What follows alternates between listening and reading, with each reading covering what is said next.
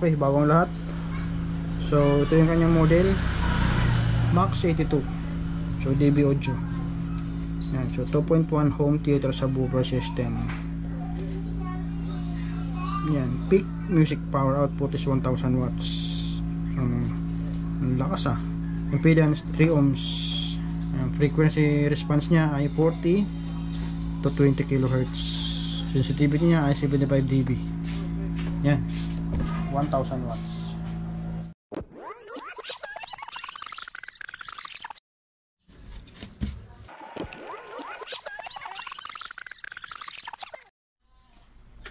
Okay, so testing natin yung kung may output na dito. So yun, na-set up ko na yung 4 wires natin. Ating plug in natin. Kasi 25 volts yung capacitor. So ibig sabihin less than 25 volts yung out niyan. Pero ang nakalagay dito 20.5. So may board, may nakalagay dyan 20.5 volts. So i-monitor na lang natin mamaya at i-check natin kung ano yung requirement dun sa pinaka sinusuplayan niya. Importante mayroon muna ang output dito. So sukatan natin. Ayan, abangan na natin at yan, plug in. Sana mayroon. Oops, wala. Yan. Ayun, nagkaroon. So mayroon tayong nakita na nasukat na 15 volts. So adjust nga natin konti. 15 volts. Okay. Yan. Okay na muna yan.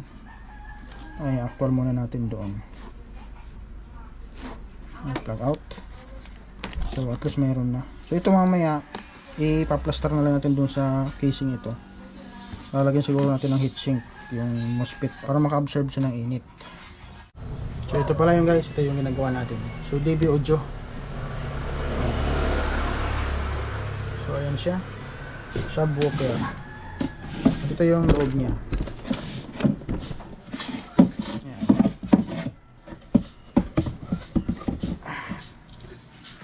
Balik muna natin yung power supply.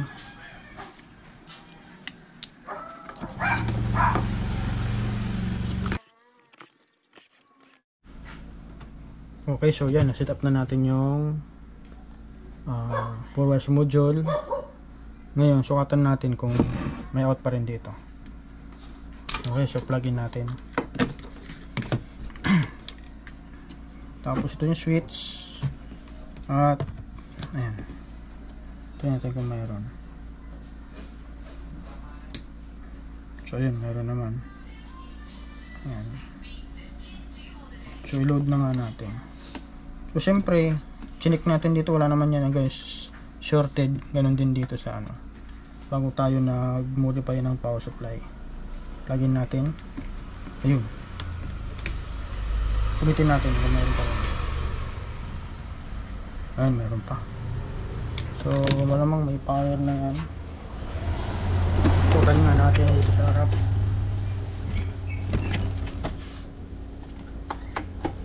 Wala. Ayun, nabunot.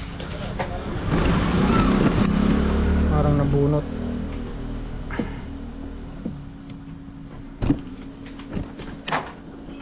Ayun, ay meron na.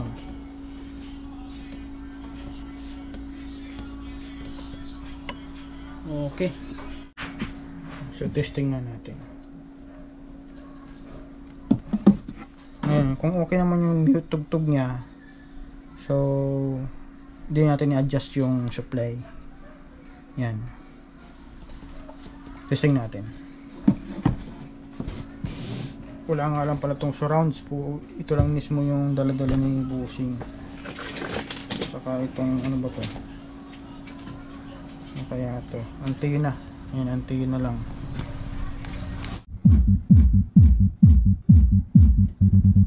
Okay, 15 volts yung ating supply. So try nga natin kung di naman mag-drop. Uy, namatay. Naglulus na.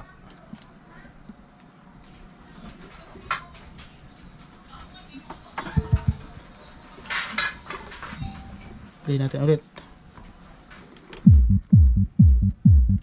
So, try natin ngayon kung may 15 volts pa rin. Ayan o. Kita ba?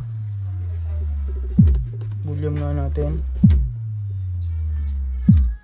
Volume.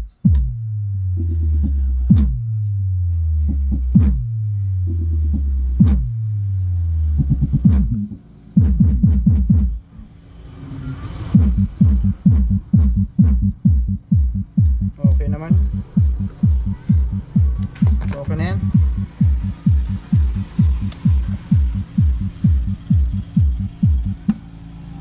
Yun, may namatay nga, may lulos pa dito oh. Malas pa,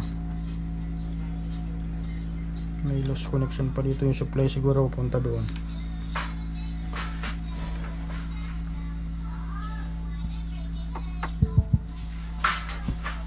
On na naman.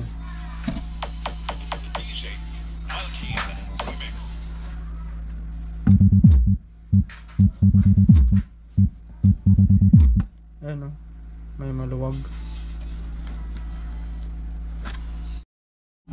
So, okay na. So, kinat na lang natin guys yung terminal ng 5 volts kasi yun na naglulok ko, kaya na mamatay. So, yan na siya o. Kinat ko na lang yun, tapos doon ko na lang hininang sa may baba. Ayan. So, yun, okay na. Wala nang lost connection. Okay na yan.